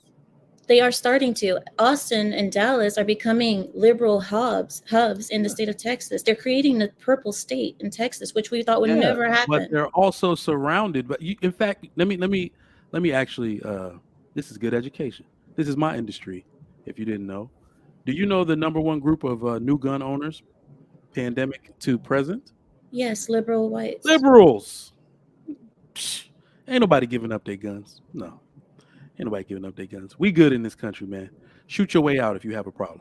That's my advice. I hope so. Shoot your way out. I think Eric came back. And I do have a few super chats. Amira, do you mind reading them? Yes, of course. Alrighty. Thank you, Samuel the Infamous. Sammy, for the $10 super chat. He says, my dad told me when I was 10 that if I ever walked through this door with a black woman, I was never welcome back. So I just never told him when I was seeing one. Sir Chi, thank you so much for the $2 super chat. He says, it ranges from PM Greer to Kim Kardashian for men. Okay.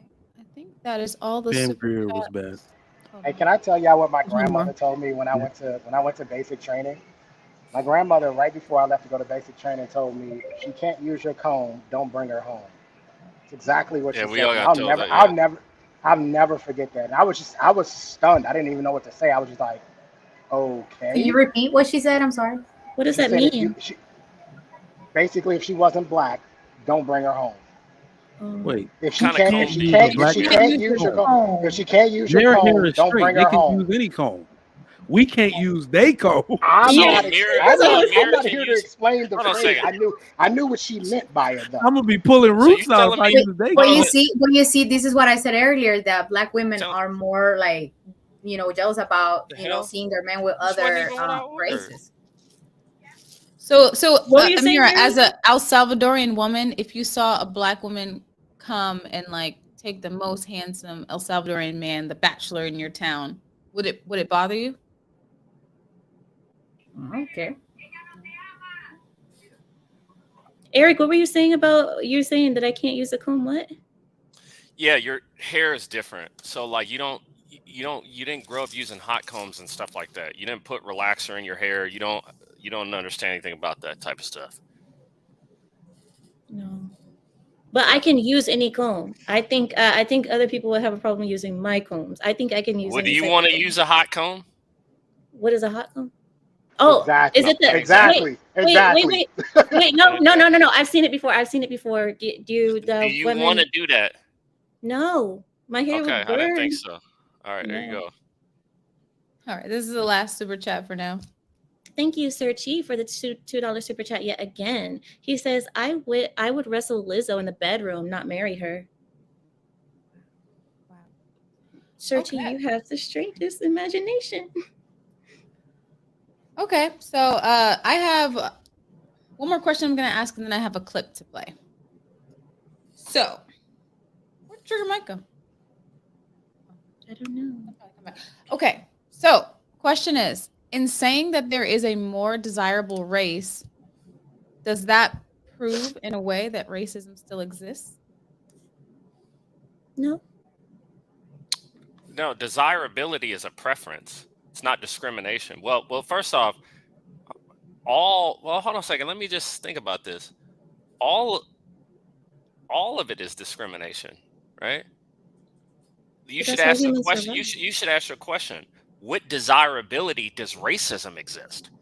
If everybody has desires, is there any really such thing as racism? Because if everybody's going off of what they desire, is that racism, or is racism just a? I get what you're saying.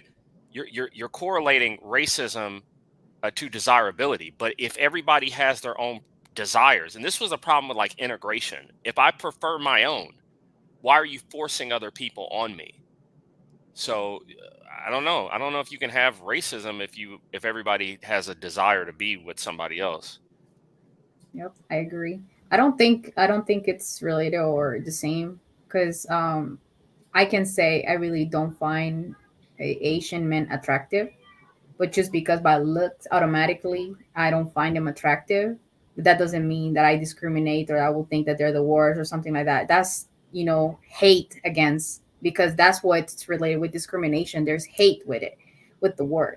So I don't really think it's, if I was immersed in their culture and I was exposed to their culture, familiar with them, and I will probably spend some time with their with Asians, I would probably end up finding someone that I would really find attractive. But that's because I haven't been in their culture or being part of it. So I think it's because simply we haven't meet or seen other cultures or how their interactions and how they really are. So it's preference. Yeah.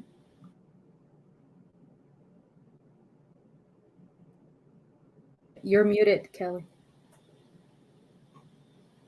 He has 2 mute buttons for me. Does anybody else want to chime in on this particular question? Why does someone say that my hair is different? I think I have the same hair as the majority of the world. I'm still stuck on that. No, I think I have the same. I think the majority of the world has the hair like mine. Amira, there's no way you could go through what my sister went through on Saturday mornings in the kitchen. You can't do it. How many times did you grow up with barrettes? I had ribbons. Ribbons. Yeah, okay. Ribbon There in you the go. sky is the only thing we know. What? What? What does that mean? Stevie Wonder, come on. Listen. Okay, yeah, I got something to say. Let me go in. All right, here it comes. Hopefully I don't regret this later. But I'm just going to say it. Black people can get away with being racist and white people can't. And that's that's the gosh darn truth. You can't say that. Kelly, take him down. Take him down. Wow, Kelly. Peaky Blinders finally showed some heart on one of these panels. No. He can say it. And respectfully, Kelly, I mean, you said what you said earlier, and even you were dancing around it. And I get it. But imagine if I had a daughter, and that's what they always want to be. The white father with the white daughter with the black guy coming home. Some Sidney Poitier, look who's coming home for dinner or whatever. And it's like everyone wants to just crucify this white man for feeling that way. But when Kelly feels that way, they're like, oh, yeah, I understand. Black love, blah, blah, blah. But when my people want to do it, oh, hell no. Here comes Al Sharpton, the NAACP, and it's done. We're finished. And then we're branded. We got the scarlet letter R. It's tattooed to our face, and then it's all over with. But, of course, I don't have any children, so everyone can just leave me alone because I didn't say anything bad. How's that? Was that a good take? I know it was. Well, yeah, and if you remember in that movie, the person that he got the most heat from in the movie was actually the black maid. Remember when Sidney Poitier? Do you remember Look Who's Coming to Dinner? I don't. So you've never seen the movie, but you just referenced it. A great movie, by the way. One of my favorite Sidney Poitier movies outside of In the Heat of the Night. In the Heat of the Night's number. No, I know that one. Okay, so remember in that movie, the person that did him the worst was the black maid that worked in the house. At least it's realistic. It's realistic. She was more upset at him dating a white woman than even their family was. It's been a while since I've seen it. Let me talk about Sidney Poitier for a second. I hate those movies. And I'll tell you why I know that's blasphemy, right? This will probably be the last time I'm on the show, so let me go in good. Oh, go ahead. I hate Sidney Poitier movies because it's always the same thing. It's always seen race. The ones with Bill Cosby. You haven't It's seen always a single. Let me finish. It's always the racist white man, the racist stupid white man underestimates this far superior black man, Sidney Poitier, and it's like, oh, I'm just a stupid white guy, and Sidney Poitier is going to put me in my place and smack me on my face, and everyone's going to love it. And oh, it's so funny. It's like, no, I hate these movies. I get it. It was made in a different time. I understand it. People like it, fine, and I understand why they like it, and continue to enjoy it. But continue to enjoy it. I'm going to go play video games when you enjoy that. So that's okay. How was that? Am I First out of off, line? Was that blasphemy? Hold on a second. No. First off, that was we great. all know which is why you don't see black people going to see the movie Green Book, right? We all don't know what that is. It's another movie where there's a dumb white guy, and then Is it Poitier? No, it's a movie that was recently made where the black guy's like smarter than the white guy, and the white guy needs to get over his own racism or whatever. Yeah. To help, where the black guy is like the real benevolent one. But what's funny about it is those are the whole racial movies that mostly white people go see. Y'all go see movies like that, right? When I think of Sidney Poitier, I think of the ones with Bill Cosby. If you've never seen Uptown Saturday Night, you are really doing yourself a disservice because that was what black cinema was before all the woke and we're victim stuff. Black cinema was actually about black people just being black, right? It wasn't about the white man hates us and we got to rise up and get him to love us. So I think Sidney Poitier's best movies are the ones that he has with Bill Cosby. But I get the movies you're talking about. I'm going to look into it on your recommendation, Eric. Thank you. Definitely. I'm telling you, you will not be disappointed. So, Trigger Mike, did you hear the question? I know you were in the back. No. What was the question? So I have this last question, and then I have a clip. The question is, in saying that there is a more desirable race, does that in any way prove that racism still exists? Absolutely not. That's what preference. I don't know. Preference. Yeah, I think there's always going to be a preference. It's either going to be there's one that's fabricated and one that's natural, right? So there's going to be one that you gravitate to through, I don't know. I hate that term social engineering, but stuff you watched on TV, right? So there was one time where I thought I'm trying to think of somebody from my youth that was really light, was the best looking R&B person, but that's the look that was being pushed. Then I realized I preferred Chili from TLC over all them mugs, so it's what's being pushed to you versus what you actually like. And we're always going to have a preference. That's like saying women shouldn't practice hypergamy, but they do. You can't help it. Right. So Kelly, can I ask Barnabas a question? What's your feelings on Django? What's your feelings on Django? Man, I tried watching that for about 2 minutes, and I was like, hell no, I'm not watching this. I can't get through it. Won't watch it. I refuse. I'm not trying to watch these movies where my people are like, we're bad. And, and there's that World War II movie coming out now that I want to see, but I'm not going to see it because it's the one with the pilot, right? Who doesn't want to see America shoot down the Japanese, excuse me. Let me. I'm not going to see it because it's going to be just like the Tuskegee Airmen. No, I'm not going to watch it. I'm not going to watch the Navy diver with the guy, whatever his name is. I don't want to watch it. Yeah, so I don't want to watch it. I don't want to see all my people. Oh, just a little reminder, white man. Look how bad your people were. No, thank you. I'm good. I told y'all. Have you seen The Northman? That's a good movie. It's all white people in the movie. What you're saying? I'm glad you're consistent. Someone wants to know what you think about Gone with the Wind. Okay, I saw it probably. I've seen it throughout my life, and the last time I saw it actually was probably 2 years ago. You look, and guess what? It's a good movie. Every single thing you're saying makes sense. Like, I don't understand what people don't understand about it. So this is what we've been talking about for the last few years about this critical race theory thing in school. And people are like, why aren't you pushing for it? I was like, because if I was white, I wouldn't want nobody telling my kids how bad their ancestors were. That's all you doing with that shit.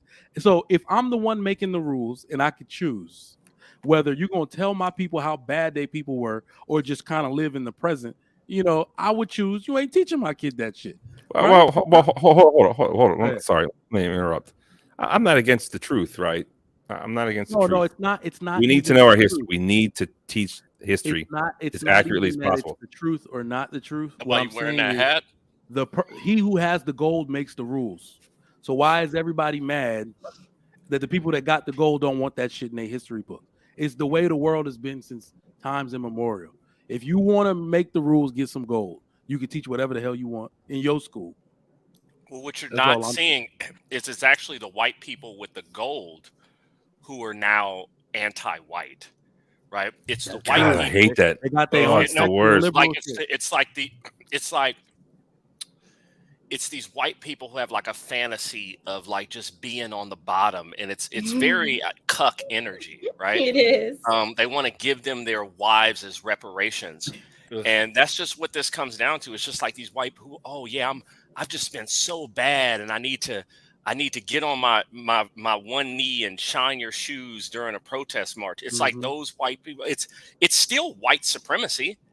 In fact, it because it's white people still driving it, but it's the anti-white supremacists who are actually white now. Yeah. But it's still they're not relinquishing their power; they're just using that power to push another agenda. Well, it's like a guilt. You mean they tricked our community again? They tricked us again? Is that what you're saying? Yes. Oh no! Black people completely got gamed because white people after Donald Trump won.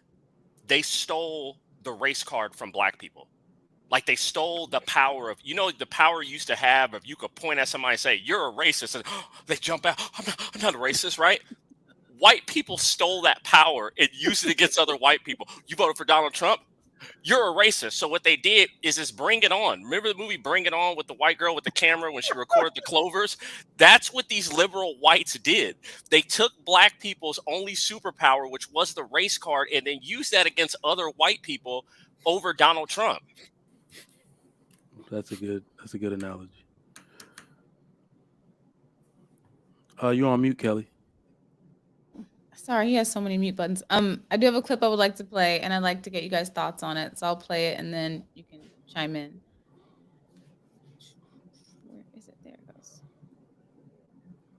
All members of the same race, the human race, which started with black women between 300,000. Don't interrupt me. I don't have much time. Now, white folks, you don't like it, but all you are is faded blacks. Every one of you, if you trace your DNA back far enough, you're going to find that some of your DNA came from Africa, because we all have the same ancestor back there, every single one of us. And those of you who think you don't have are obviously from outer space. Now, that means that every one of us is a 30th to 50th cousin to every other person in this room. Well, every person in this room who considers himself or herself a biracial person stand? Don't you stand? Don't you stand? People, we have to get rid of the language of racism. I'm not a teacher. Teachers dispense facts and figures so that they can get their kids ready for the end of school testing. I've been called a trainer. You train dogs and horses and members of the military. I don't train people. I'm an educator. The word educator comes from the root duck deuce, which means lead, the prefix e, which means out, the suffix ate, which means the act of, and the suffix or, which means one who does. An educator is one who is engaged in the act of leading people out of ignorance. In this country, we spend a lot of money on what we call education. It isn't education, it's indoctrination. So Jane Elliott, right? Yeah. If I was in a gang and somebody from a rival gang came to me and said, I am going to turn on my own gang for you, I would not trust that person. So as a white woman, somebody who's been done so like, so you're telling me, and she said it before, my grandfathers were racist. Their grandfathers were racist. Okay. So you're telling me that you would go against people who fed you, loved you, clothed you, and you would throw them all under the bus for people you don't know? If you would switch up that much on them with as much that they have and have given to you, how easily will you switch up on people that you don't even know? This woman is using somebody else's struggle with the white savior complex to make money for herself. She's used, this is Bring It On Part 2. You're using somebody else's struggle so you can make a name for yourself. So let me ask you a question. Jane Elliott, if you believe this much about white people, why don't you use your white privilege to shut up? Like if you believe that white people are bad and white people are this and white people are that and all this kind of stuff that she does, okay, the white kids in the room with blue eyes sit over here and blue eyes. Okay, if you believe that you're one of those people, why don't you just delete yourself? Why don't you walk it like you talk it? Just walk it like, because I don't trust you. You're using you're Daenerys Targaryen. You're trying to use you're a you think you're some white savior because you want clout. And honestly, most of these white people who take up the cause of other black people are doing so they can go up against the top level white people because they're not accepted amongst other white people. Do you guys know what Eric is talking about when he said the blue eye versus brown eyes? She's the one who traumatized thousands of children by going to schools around the nation and traumatizing her own. Like, she put them through this test where she says all the kids with the blue eyes stand on this side of the room, all kids with brown eyes stand on this side of the room. And she said, all the kids with brown eyes, now you are to humiliate, hate on, discriminate against the people with the blue eyes. She was just trying to make it into a backwards experiment and say, oh, this is how black people feel. Now, oh, you blue-eyed people, now you understand how black people feel. She traumatized kids with these experiments. That's what Eric is talking about. That's what, if you guys don't know who she is. She's all right in my book. She made that girl cry. So I'm all right. She's all right with me. But at the end of the day, I think that she's in a position where she's damned if she do, damned if she don't. If she's quiet, then people will say that her silence is that she's complicit. She's a part of it. So if she does say something about it, somebody will say that about her. That she didn't say anything. She didn't say anything. Then people would get upset with her. And when she does say something about it, then people tell her she should shut up. So I don't know which one she should do. I think she should shut up. Like I question why you're doing what you're doing.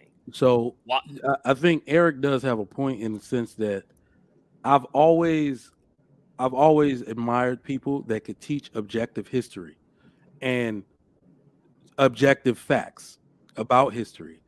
I've always noticed, even when I was in college, that some reason when there's more black people around, that, or even an opportunity for them to know better than other white people, when it's that pandering. So for the last few years, she has been pandering because even trying to get a message across to people like students, there's something that you can say that's going to trigger them. Telling a bunch of white people that they're black, You're trying to arouse something out of there. There's a million different ways you could say that. Right? So I felt like she's been pandering for many years. I think some people will just speak the objectivity out. And if, like, let's say a black person was to say that themselves as being an educator, she can just be like, yeah, that's true. You see what I'm saying? But not pander. I think for whenever her education goes to the point of trying to make a case for black people as if she's black, that's where I think that, what Eric's saying comes into play. I've been feeling like that once her clips and stuff started coming out on Instagram. It's been a little much to watch. You should watch her versus Jesse Lee Peterson. Jesse Lee Peterson destroyed her. She ran off the show. Like, oh, I know. You know I'm gonna watch that. Yeah, go watch that. Like, I don't trust you. You're just out there to make a name for yourself. You're mad at your white dad because he didn't give you 2 apple pies because you threw a temper tantrum and he took the Etch-a-Sketch. So you ran out the house, and I'm gonna go side with your enemy. And now you're just trying to get back at your parents. That's the only reason you're doing this stuff. And you're just if you believe that about why don't these white people who feel so guilty about being white just shut up? Why don't you just use so I'm not supposed to trust those white people over there, but I'm supposed to trust you. Okay. All right. Like, it's crazy. She said, "Oh, I understand. I understand the pain." So the part that I do understand, though, let me add this. So the one thing I'll say is I don't want her to shut up. I don't. The one thing I think every single white person, because look, we got to say, okay, somebody has to have a heart to say, all right, this is enough because this shit is too much and I can't stand for it. But if you are really for black people like she claims to be, you're right. Don't use your voice. Empower a black person to say exactly what you're saying. That's what I would want her to do. I can't be. The thing is this, right? If you're trying to correct your own, I guess I could see that angle. But I mean, why would I take up the cause of a Indian refugee? Why would I take up the cause of a kid at the border, right? All of these why would I take up the cause of the whales, in swimming in Antarctica? Why would I take up that cause? These people have intentions of making a name for themselves. Yeah, I was like, they don't know these things. They don't live around these things. These things don't affect them. Think about it. If your kid came home tomorrow and told you, Daddy, we need to do something about the Australian koala bears, where would you even learn that from? What do you have? Like, you're not even, and that's what I'm saying. You're pushing this on children. Oh, no, that's sound logic. And I'm going to be honest with you. The slavery piece, slavery was not personal. It was a business decision. I mean, it got personal and it happened later on all over the world. So it got personal later on. I mean, but it's a business decision. If the point, the fact, I know it to be a fact. If the Nigerian people in Western Africa had the ships and the navies and all the weapons and Magellan, if Magellan and all these people were from West Africa, it would have been the West Africans on slave ships enslaving other people. It just was they got there first, and it's not personal. If Magellan and all these people were from West Africa, it would have been the West Africans. Sir, you have YouTube playing in the back. Is this real? Yeah. Is it? He's fixing it, I think. All right, is it my turn? I got something to say if you want to hear it. Here, I'll drop him down so he's ready. Yeah, the white savior complex is written all over this woman, and it's actually, in my opinion, the biggest racist because she looks down on these people as if they can't do things for themselves. They have no agency, and she treats them like a pet or a less than. And yeah, she's selling out her own people. I mean, what's up with that? And then there's this other thing that always comes up. It always comes up like it's some kind of own. I don't understand why this is some area of pride, or I don't know what this is supposed to prove. Like, okay, so if everyone all came from Africa, okay, what does that prove? What does that prove? What does that mean? I'm still not getting the N-word pass ever. So what's the big difference? What are you trying to? It would actually prove that if she What would? believed in evolution, Yeah, I don't want to say that. You go ahead and yeah, say but that. like I said, You if say it. I won't. listen, I believe that the Tigris and the Euphrates were the beginning of civilization. Okay, I'm sticking with that because I'm not taking up the the started from Africa because that gives yourself up to the argument that that's where evolution began and those outside of Africa were more evolved than the people that were in Africa, and so therefore what happened should have happened. So I'm not even opening myself up to that started from Africa because if I had a conversation with somebody, they could flip that back. And that's an argument that's been used a lot of times where people say, okay, well, yeah, through natural evolution, if it started there, it was more inferior. And as it grew out of that, it became more. People use that art. Trey, you're laughing. This is a common thing that people say. So, were you laughing at that? I'm reading at a text message. I just. Oh, okay. I just read a comment that said, Sorry. "Let Frederick Douglass back up." Frederick Douglass was biracial. Some people are so mean. Hi, Is there a Malosh? welcome, Malosh. Malosh, you're muted. You're muted. Malosh. Sounds like that Key and Peele football. I'm not gonna watch the chat on this. They're gonna about to be. Hello? Can you hear me? Yes. Yes.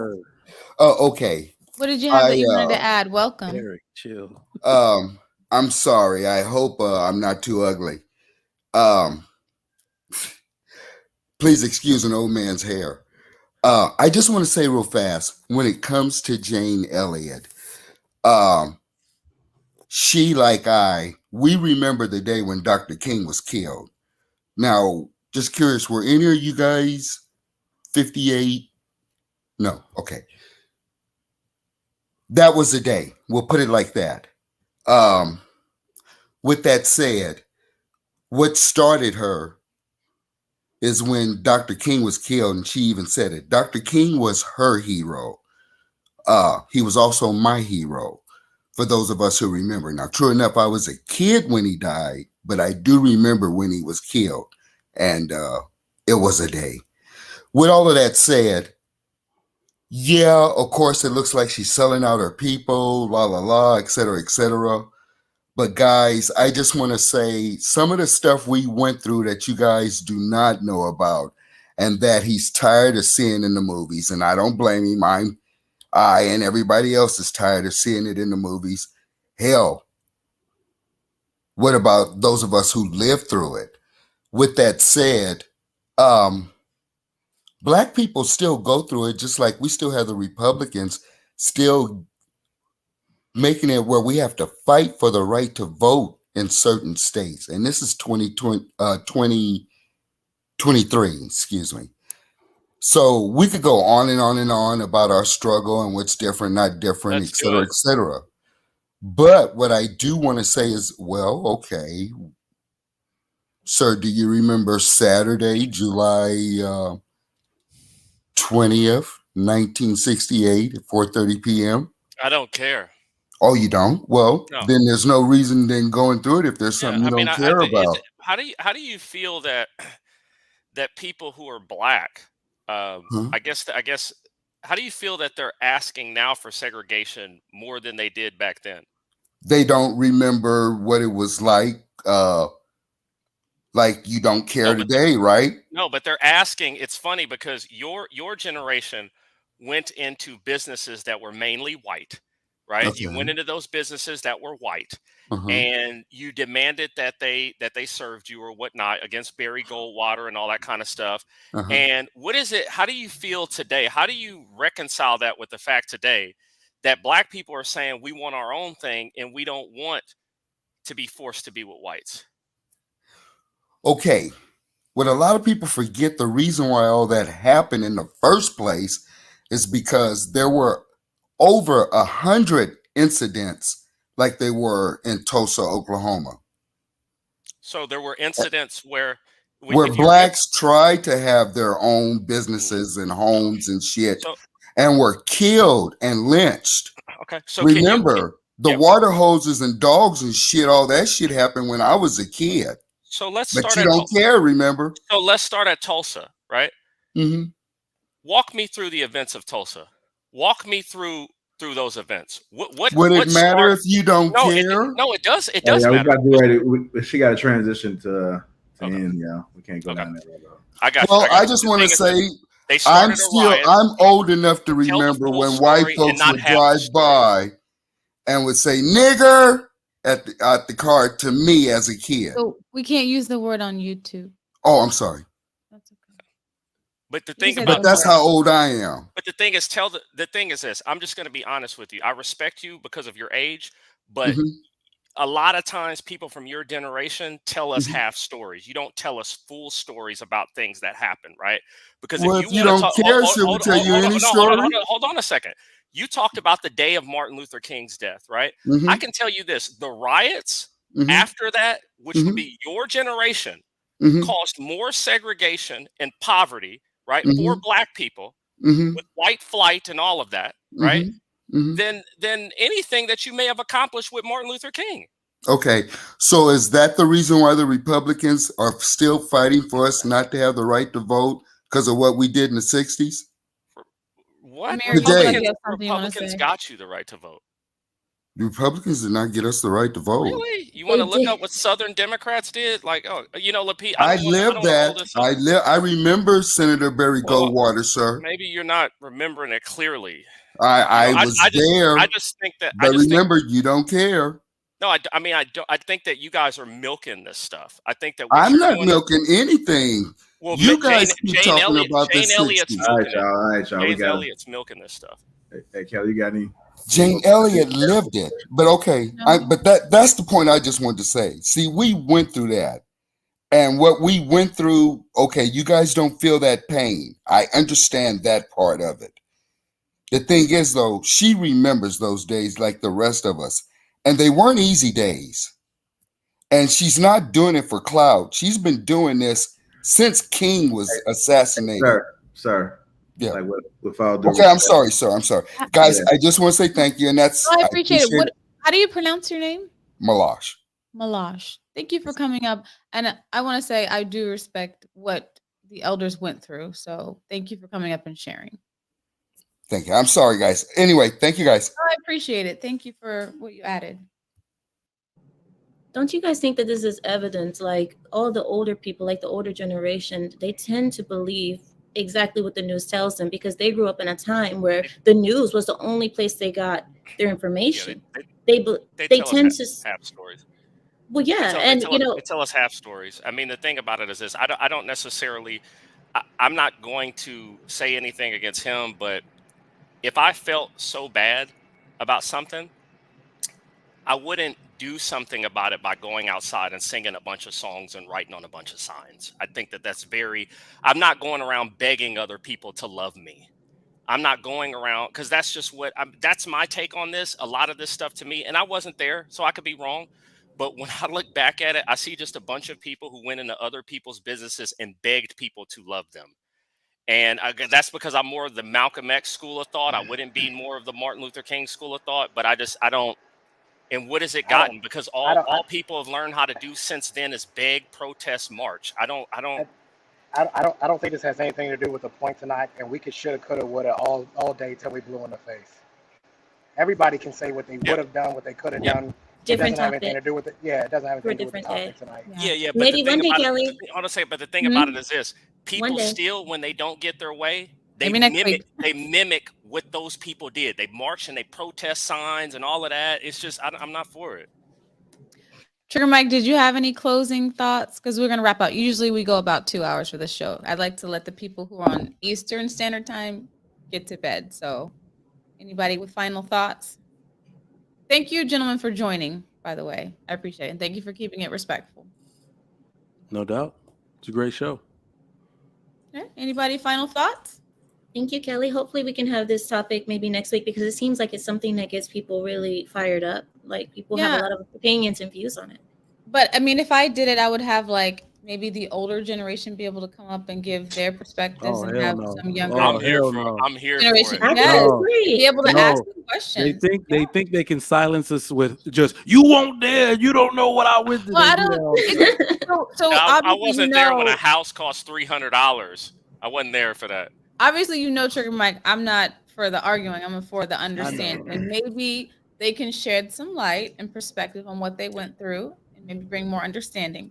That's a possibility. It's a bridging the gap. That will bridge the gap, right? Between I'm always open for the conversation, as you guys know. It's gonna burn the bridge. It's gonna burn the bridge. They think we're all stupid, man. They think we all stupid.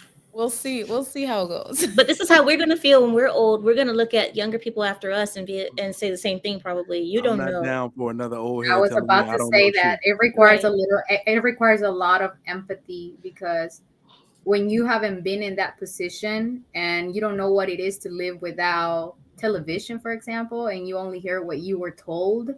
So we now have the resources, so we have to be empathetic with them. Like, I don't know if you ever tried. I have tried. Do you cry from people calling you a name 60 years ago?